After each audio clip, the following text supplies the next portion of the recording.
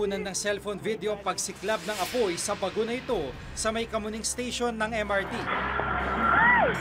Nagkaroon daw ng technical failure ang tren bago pa man ito makarating sa istasyon.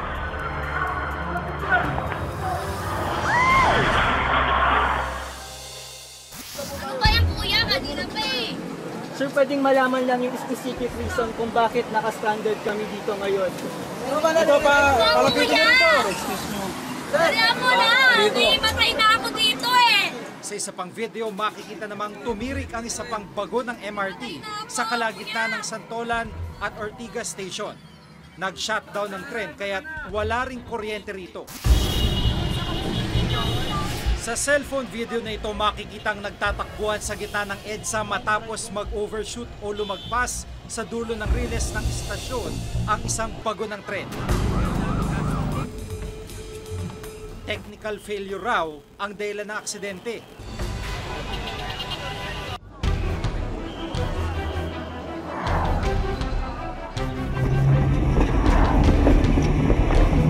Sa mga nakalipas na taon, sunod-sunod ang aberyang naganap sa MRT. Pinakamalala dito ang pag-overshoot ng isa sa kanilang mga bagon sa Pasay na dulong istasyon nila at hindi bababa sa 38 ang sugatan. Paano susolusyonan ng gobyerno mga problemang kinakaharap ng MRT at iba pang railway system sa ating bansa?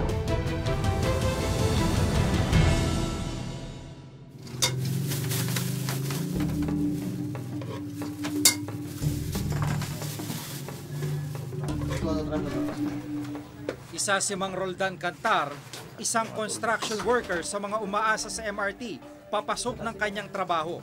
Dati ang pamasahe ko nasa 110 lang. Nung tumaas ang pamasahe ng MRT, 150 na yung budget kong binibigay ng asawa ko. Bago pa man makarating ng istasyon ng tren, bumabiyahe muna si Mang Roldan sakay ng jeep at bus.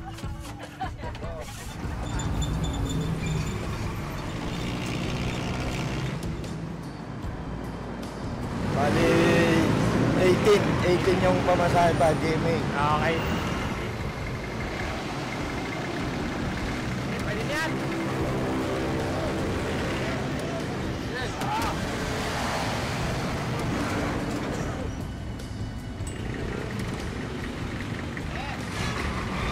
Bali, mababawas na sa pamasahe ko, 56 na.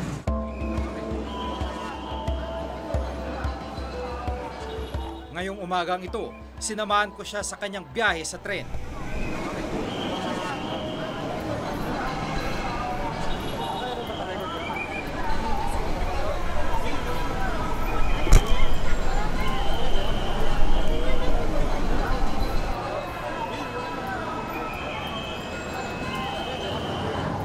Araw-araw tuwing rush hour, ganito ang eksena rito sa GMA Kamuning Station ng MRT. Yung karaniwan na pinagdadaanan ng mga kababayan natin araw-araw na sumasakay ng MRT bukod sa mga aberya na inaabot nila, ito yung talagang pangkaraniwan na yung siksikan at lalo kapag rush hour, mahirap para sa mga commuters bago pa man makapasok sa kanilang mga trabaho o eskwelahan. Napansin mo ba na parang mas lalong dumami yung pasahero ng MRT? Kumbaga habang tumatagal, lalo siya dumami. Mas grabe na ngayon pasahero ng MRT. Dati kahit rush hour, nakakapwesto ka pa. Ngayon, makikipagbalyahan ka pa para makapasok ka rito sa MRT, makasakay ka.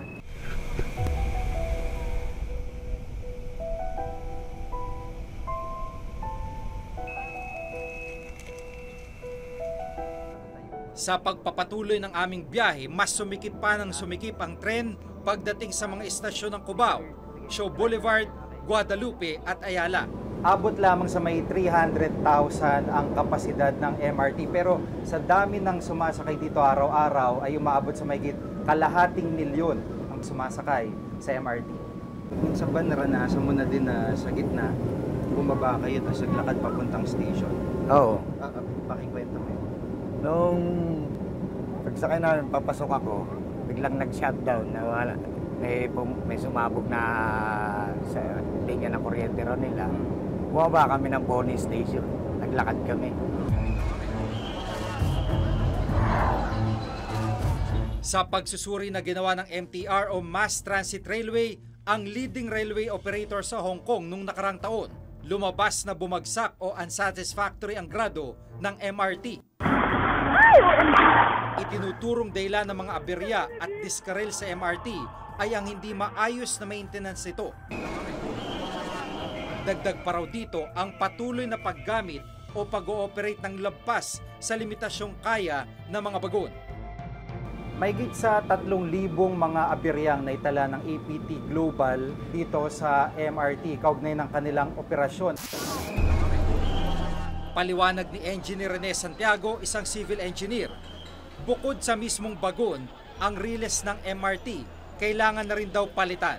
Well, the rail mismo, yung bakal na because of the daily friction of the steel wheels ng tren, it becomes thinner and thinner every day. At the same time, nagiging uneven. And this is noticeable when the rail carriage of the train is running. It's very noisy.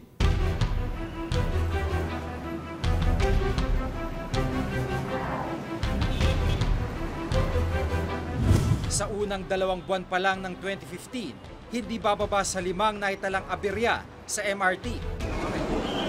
Maging ang ibang pasilidad ng MRT, tulad ng mga escalator at elevator, hindi na rin napapakinabangan. Sa pag-iikot naman ng Reporter's Notebook, 7 sa 25 elevator naming sinubukang sakyan, out of service. Rehabilitasyon o upgrade sa mga tren, riles at pasilidad ang kailangang gawin para maisaayos ang operasyon ng MRT. Yung commitment ay nandyan para patuloy na i-improve ang riles natin. Kanina umaga kausap namin si Admin Chaneco. Sa LRT1 ngayon, naglalatag na sila ng panibagong riles. So ongoing yung rail replacement ng LRT1. Sa MRT3, 6,000 linear meters ang kailangang palitan. Under post-qualification na kami para ma-award at maumpisan na rin to. So ongoing na rin yung upgrading at rehabilitation ng riles natin. Ang problema, apektado si Roldan ngayon ng taas pasahing ipinatupad ng MRT. Sa kabila ng sunod-sunod na aberya sa MRT, nagdesisyon ang gobyerno at MRT management na itaas ang pamasahe. Mula 10 piso ay ginawang 13 piso ang minimum fare. At ang dating 15 piso sa dulong istasyon ngayon ay 28 pesos na. Ang dagdag pasahe, dagdag pasakit din daw sa mga commuter. Una nang inihayag ni Secretary Jun Abaya ng taas pasahe ay mapupunta sa upgrade at rehabilitasyon ng MRT.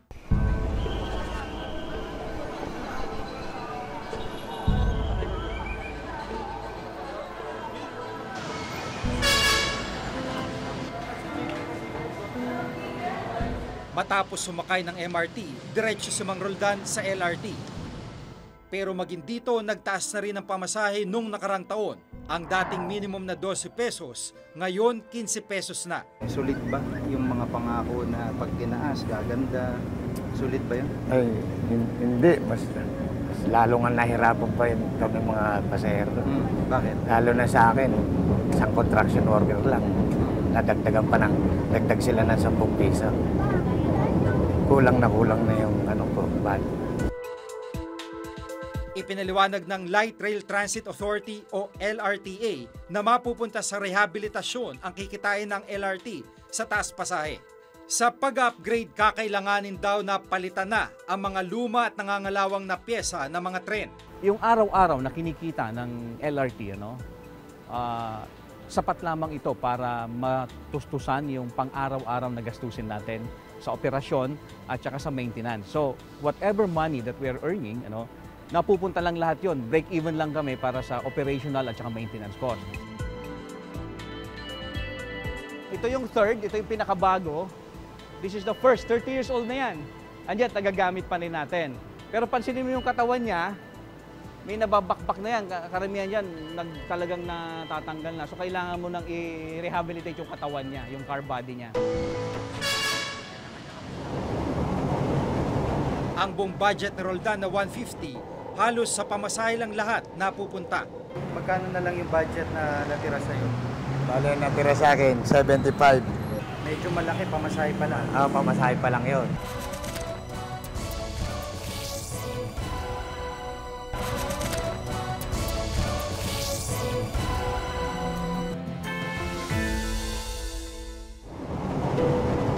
Ang buong budget ni Roldan na 150, halos sa pamasahe lang lahat napupunta. Magkano na lang yung budget na natira sa'yo? Bale, natira sa akin, 75. Medyo malaki, pamasahe pa lang. Pamasahe pa lang yun. Kumikita ng 500 piso kada araw si Roldan kapag nagtatrabaho sa construction site.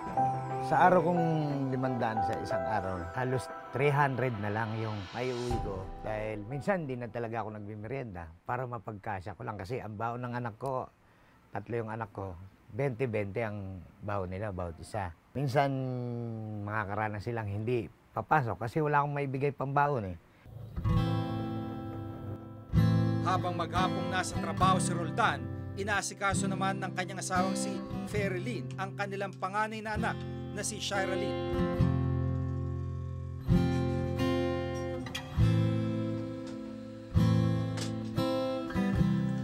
Hindi na nakakalakad si Shiralyn matapos magkaroon ng komplikasyon sa kanyang sakit nung siya'y bata.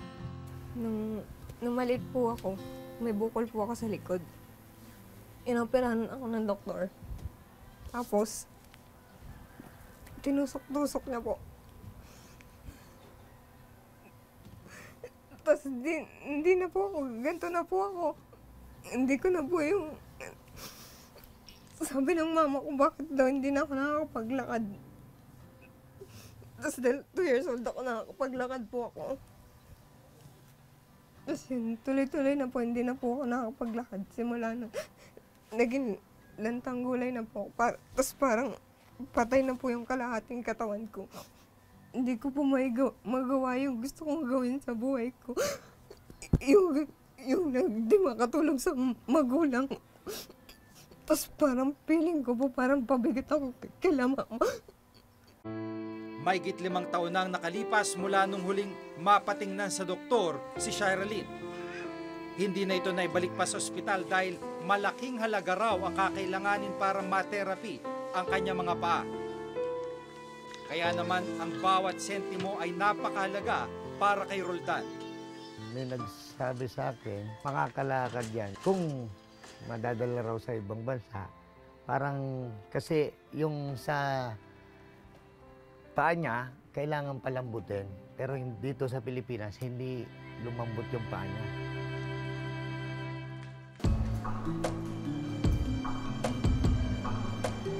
Sa pag-aaral ng Ibon Foundation, ang 3 hanggang 10 pisong taas pasahe sa MRT at LRT ay may malaking epekto sa kabuhayan ng mga commuter. Yung pinapatupad na fare hikes ngayon, makakahulugan yan sa kaso ng LRT1, hindi bababa dun sa 5,400 pesos per year ang dagdagang gastusin nila. Dun sa LRT2, 6,400 pesos a year. At dun sa MRT naman, 8,200 pesos a year. So tingin namin, kung gano'n kababang buwan ang kita mo, itong fare hike na sinasabi nila, maliit lang naman at reasonable naman siya kasi nasa prinsipyo doon na dapat binabayaran ng commuter yung serbisyo, mabigat talaga siya para sa karaniwang na gumagamit ng mga train na yan. Sa kabila ng hindi pagtanggap ng publiko sa pagtaas pasahe ng MRT at LRT,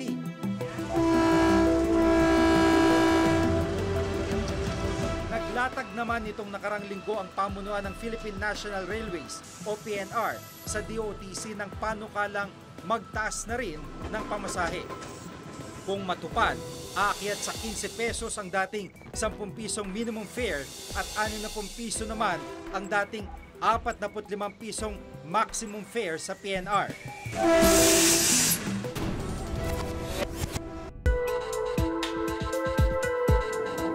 Ang natitirang 75 piso ni Roldan, pagkakasya niya sa kanyang biyahe pauwi.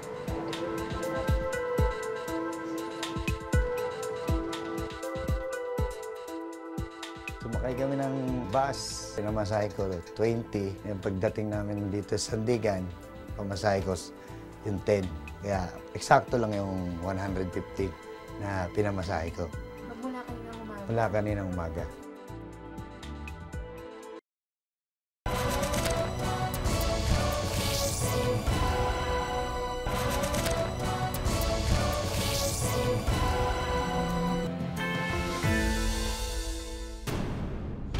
Ang estado ng transportasyon daw ang sumasalamin sa magandang ekonomiya ng isang bansa. Kung tutusin ay magandang daan sana mga riles upang maitawid na mabilis at ligtas ang mamamayan sa kanilang mga pang-araw-araw na tunguhin. Pero sa kondisyon ng mga riles natin ngayon, tila ba mas lalo pang nilalapit sa kapahamakan ang mga commuter. So tingin namin, yun ang pinaka-point doon. Ang responsibility ng gobyerno, magbigay ng safe, affordable na mass transport. Nakikinabang dyan, hindi na ang commuter. Nakikinabang dyan yung mga negosyo na nagtayo ng mga mall, yung mga residences dun sa malapit sa mga stasyon. Nakikinabang lahat ng mga commuters sa private vehicles. Sa pangkalahatan, yung ekonomiya ng Metro Manila nakikinabang dun sa mass transport. Itong mas pinalawak na pagbabantay sa mga isyu ng bayan, kasama si Maki Pulido na kasalukuyang on assignment. Ako si Jiga Manicad at ito nakatala sa aming Reporter's Notebook.